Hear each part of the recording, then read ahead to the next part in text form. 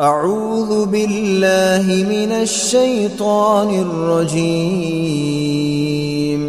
بسم الله الرحمن الرحيم. الحمد لله الذي أنزل على عبده الكتاب ولم يجعل له عوجا قيما لينذر بأسا شديدا من لدنه ويبشر المؤمنين الذين يعملون الصالحات أن لهم أجرا حسنا ماكثين فيه أبدا وينذر الذين قالوا اتخذ الله ولدا ما لهم به من علم ولا لآبائهم كبرت كلمة تخرج من أفواههم إن يقولون إلا كذبا فلعلك باخع نفسك على آثارهم إن لم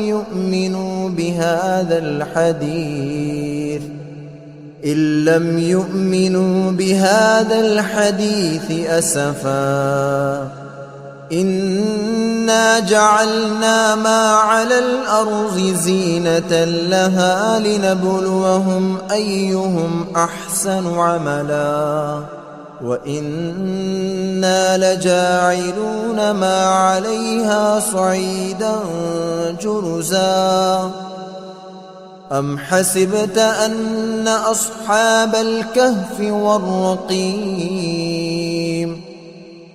أصحاب الكهف والرقيم كانوا من آياتنا عجبا إذ أوى الفتية إلى الكهف فقالوا ربنا آتنا من لدنك رحمة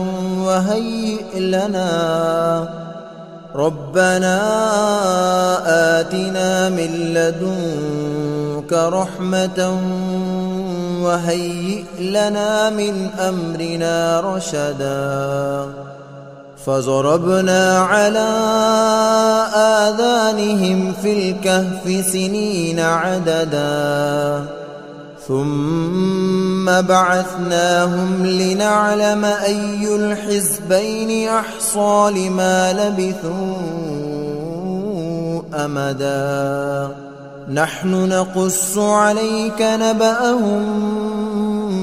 بالحق إنهم فتية آمنوا بربهم وزدناهم هدى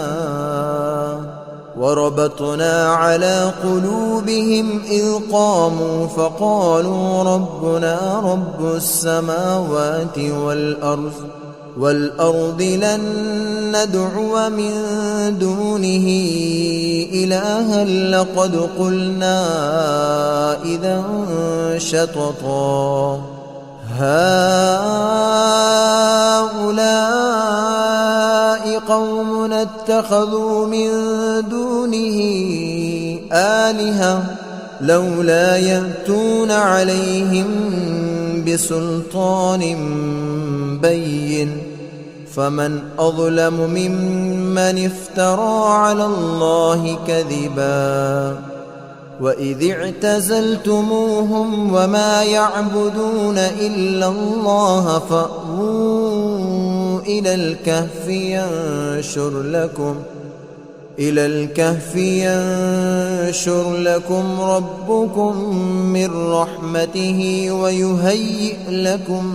من أمركم مرفقا وترى الشمس إذا طلعت تزاور عن كهفهم ذات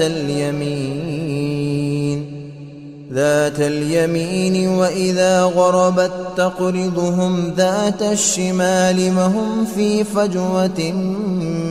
منه ذلك من آيات الله من يهد الله فهو المهتد ومن يضلل فلن تجد له وليا مرشدا وتحسبهم أيقاظا وهم رقود ونقلبهم ذات اليمين وذات الشمال وكلبهم باسط ذراعيه بالوصيد لو اطلعت عليهم لوليت منهم فرارا ولملئت منهم رعبا وكذلك بعثناهم ليتساءلوا بينهم قال قائل منهم كم لبثتم قالوا لبثنا يوما أو بعض يوم قالوا ربكم أعلم بما لبثتم فابعثوا أحدكم بورقكم هذه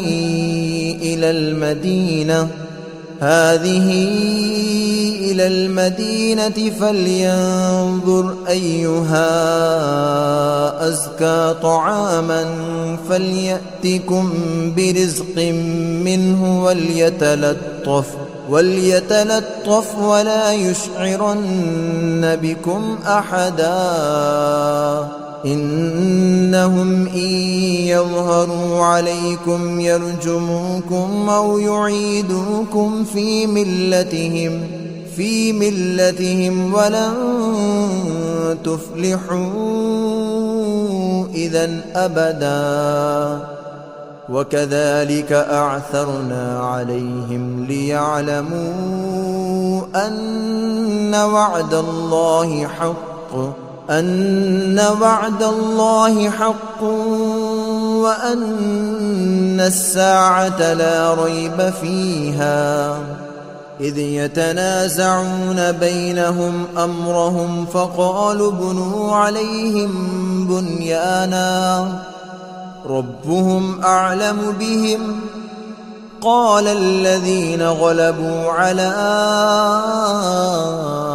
أمرهم لنتخذن عليهم مسجدا سيقولون ثلاثة رابعهم كلبهم ويقولون خمسة سادسهم كلبهم رجما بالغيب ويقولون سبعة وثامنهم كلبهم قل ربي أعلم بعدتهم ما يعلمهم إلا قليل فلا تمار فيهم إلا مراء ظاهرا ولا تستفت فيهم منهم أحدا ولا تقولن لشيء إني فاعل ذلك غدا إلا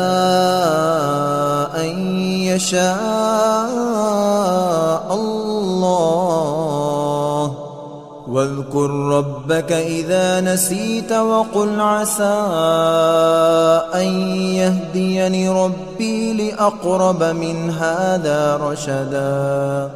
ولبثوا في كهفهم 300 سنين وازدادوا 9 قل الله أعلم بما لبثوا له غيب السماوات والأرض أبصر به وأسمع ما لهم من دونه من ولي ولا يشرك في حكمه أحدا واتل ما أوحي إليك من كتاب ربك لا مبدل لكلماته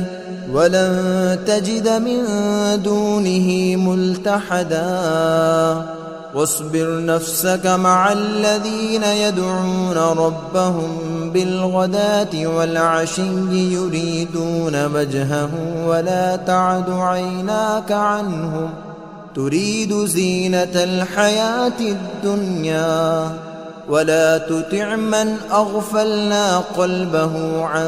ذكرنا واتبع هواه وكان أمره فرطا وقل الحق من ربكم فمن شاء فليؤمن ومن شاء فليكفر إنا أعتدنا للظالمين نارا أحاط بهم سرادقها وإن يستغيثوا يغاثوا بماء كالمهل يشوي الوجوه بئس الشراب وساءت مرتفقا إن الذين آمنوا وعملوا الصالحات إنا لا نضيع أجر من أحسن عملا أولئك لهم جنات عدن تجري من تحتهم الأنهار يحلون فيها من أساور من ذهب ويلبسون ثيابا خضرا من سندس واستبرق متكئين فيها على الأرائك نعم الثواب وحسنت مرتفقا واضرب لهم مثل الرجلين جعلنا لأحدهما جنتين من أعناب وحففناهما بنخل وجعلنا بينهما زرعا كلتا الجنتين آتت أكلها ولم تظلم منه شيئا وفجرنا خلالهما نهرا وكان له ثمر فقال لصاحبه وهو يحاوره أنا أكثر منك مالا وأعز نفرا ودخل جنته وهو ظالم لنفسه قال ما أظن أن تبيد هذه أبدا وما أظن الساعة قائمة ولئن رددت إلى ربي لأجدن خيرا منها منقلبا قال له صاحبه وهو يحاوره أكفرت بالذي خلقك من تراب ثم من نطفة ثم سواك رجلا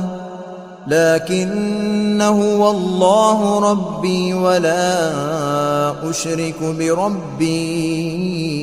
أحدا ولولا إذ دخلت جنتك قلت ما شاء الله لا قوة إلا بالله إن ترني أنا أقل منك مالا وولدا فعسى ربي أن يؤتيني خيرا من جنتك ويرسل عليها حسبانا من السماء فتصبح صعيدا زلقا أو يصبح ماؤها غورا فلن تستطيع له طلبا وأحيط بثمره فأصبح يقلب كفيه على ما أنفق فيها على ما أنفق فيها وهي خاوية على عروشها ويقول يا ليتني لم أشرك بربي أحدا ولم تكن له فئة ينصرونه من دون الله وما كان منتصرا هنالك الولاية لله الحق هو خير ثوابا وخير عقبا وضرب لهم مثل الحياة الدنيا كماء أنزلناه من السماء فاختلط به نبات الأرض فأصبح هشيما تذروه الرياح وكان الله على كل شيء مقتدرا المال والبنون زينة الحياة الدنيا والباقيات الصالحات خير عند ربك ثوابا وخير أملا ويوم نسير الجبال وترى الأرض بارزة وحشرناهم فلم نغادر منهم أحدا وعرضوا على ربك صفا لقد جئتمونا كما خلقناكم أول مرة بل زعمتم أن لن نجعل لكم موعدا ووزع الكتاب فترى المجرمين مشفقين مما فيه ويقولون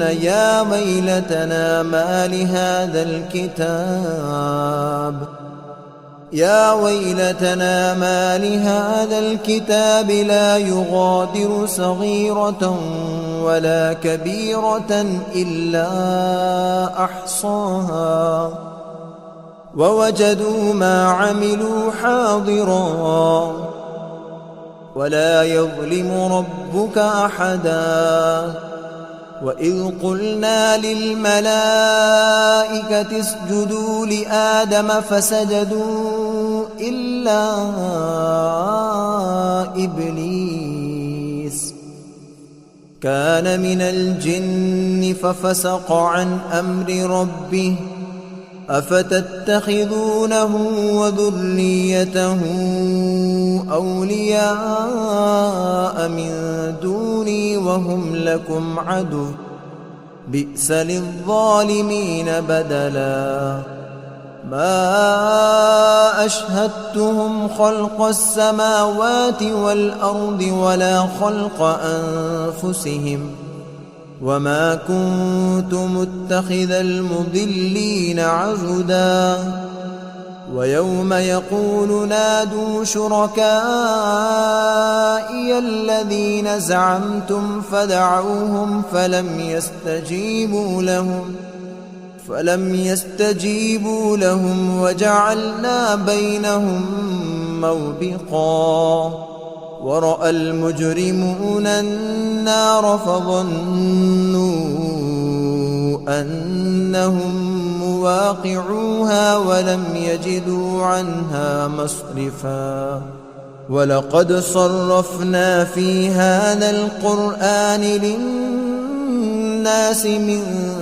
كل مثل وكان الإنسان أكثر شيء جدلا وما منع الناس أن يؤمنوا إذ جاءهم الهدى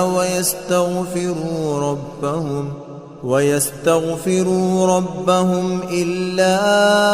أن تأتيهم سنة الأولين أو يأتيهم العذاب قبلا وما نرسل المرسلين إلا مبشرين ومنذرين ويجادل الذين كفروا بالباطل ليدحضوا به الحق واتخذوا آياتي واتخذوا آياتي وما أنذروا هزوا ومن أظلم ممن ذكر بآيات ربه فأعرض عنها ونسي ما قدمت يداه إنا جعلنا على قلوبهم أكنة أن يفقهوه وفي آذانهم وقرا وإن تدعهم إلى الهدى فلن يهتدوا إذن أبدا وربك الغفور ذو الرحمة لو يؤاخذهم بما كسبوا لعجل لهم العذاب بل لهم موعد لن يجدوا من دونه موئلا وتلك القرى أهلكناهم لما ظلموا وجعلنا لمهلكهم موعدا وإذ قال موسى لفتاه لا أبرح حتى أبلغ مجمع البحرين أو أمضي حقبا فلما بلغا مجمع بينهما نسيا حوتهما فاتخذ سبيله في البحر سربا فلما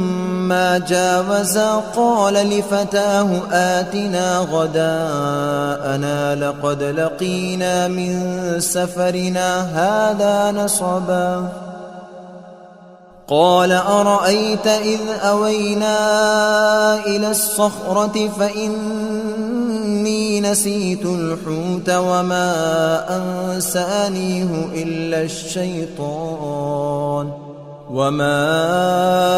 أنسانيه إلا الشيطان أن أذكره واتخذ سبيله في البحر عجبا قال ذلك ما كنا نبغي فارتدا على آثارهما قصصا فوجدا عبدا من عبادنا آتيناه رحمة من عندنا وعلمناه من لدنا علما قال له موسى هل أتبعك على أن تعلمني مما علمت رشدا قال إنك لن تستطيع معي صبرا وكيف تصبر على ما لم تحط به خبرا قال ستجدني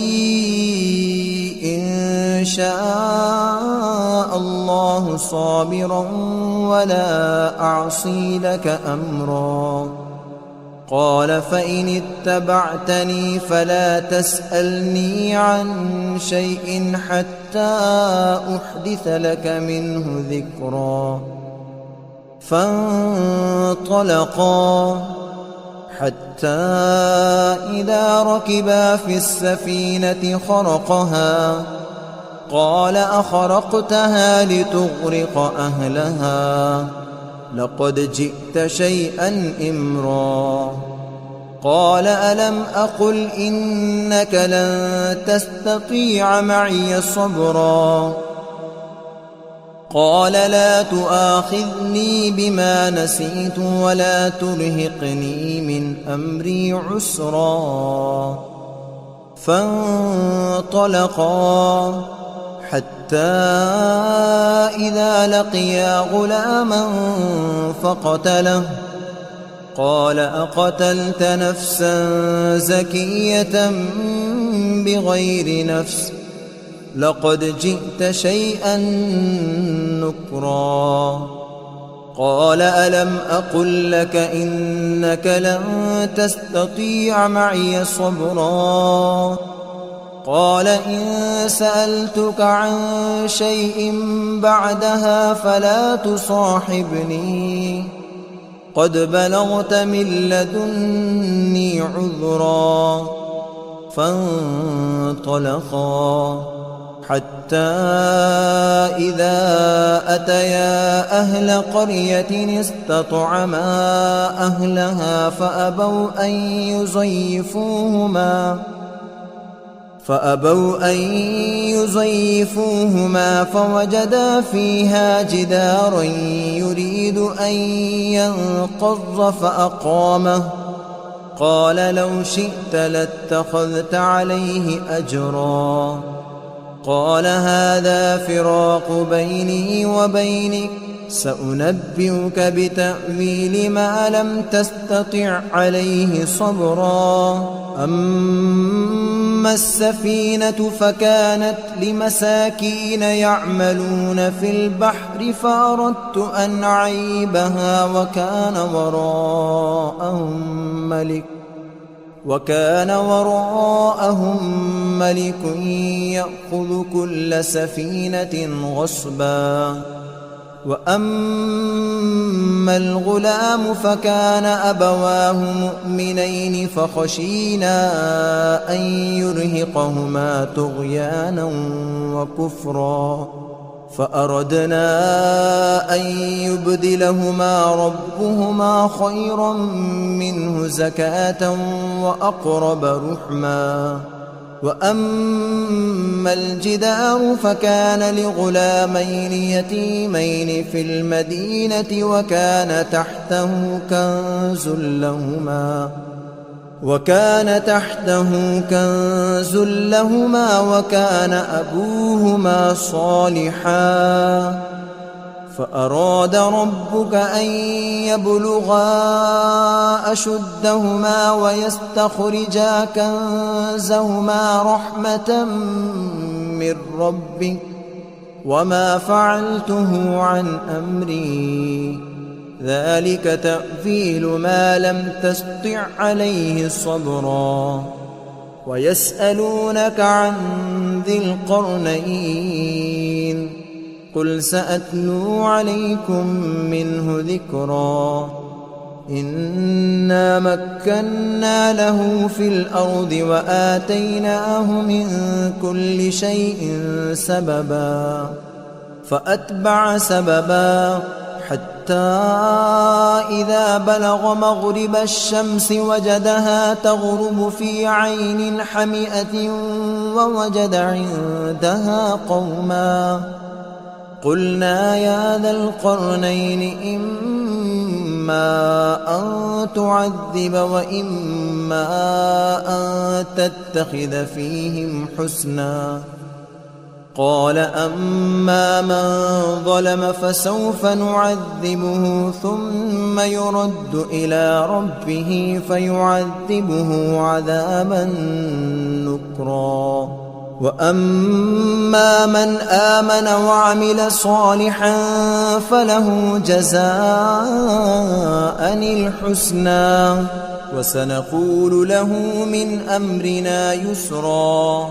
ثم أتبع سببا حتى إذا بلغ مطلع الشمس وجدها تطلع على قوم لم نجعل لهم من دونها سترا كذلك وقد أحطنا بما لديه خبرا. ثم أتبع سببا حتى إذا بلغ بين السدين وجد من دونهما قوما لا يكادون يفقهون قولا. قالوا يا ذا القرنين إن يأجوج ومأجوج مفسدون في الأرض فهل نجعل لك خرجا على أن تجعل بيننا وبينهم سدا. قال ما مكني فيه ربي خير فأعينوني بقوة أجعل بينكم وبينهم ردما. آتوني زبر الحديد حتى إذا ساوى بين الصدفين قال انفخوا حتى إذا جعله نارا قال آتوني أفرغ عليه قطرا فما استطاعوا أن يظهروه وما استطاعوا له نقبا قال هذا رحمة من ربي فإذا جاء وعد ربي جعله دكا وكان وعد ربي حقا وتركنا بعضهم يومئذ يموج في بعض ونفخ في الصور فجمعناهم جمعا وعرضنا جهنم يومئذ للكافرين عرضا الذين كانت أعينهم في غطاء عن ذكري وكانوا لا يستطيعون سمعا أفحسب الذين كفروا أن يتخذوا عبادي من دوني أولياء إنا أعتدنا جهنم للكافرين نزلا قل هل ننبئكم بالأخسرين أعمالا الذين ضل سعيهم في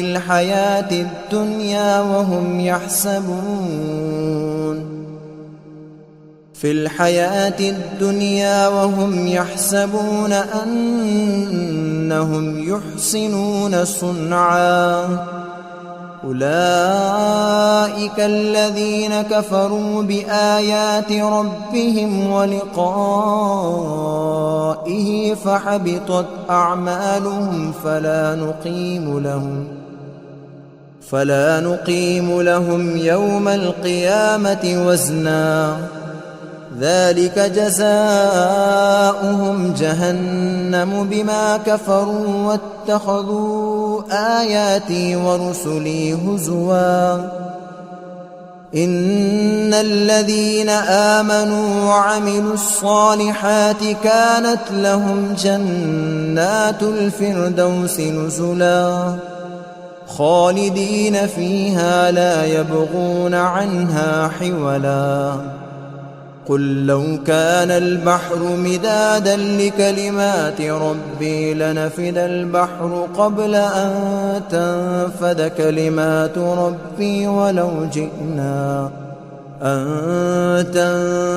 كلمات ربي ولو جئنا بمثله مددا قل إنما أنا بشر مثلكم يوحى إلي أنما إلهكم إله واحد فمن كان يرجو لقاء ربه فليعمل عملا صالحا ولا يشرك بعبادة ربه أحدا.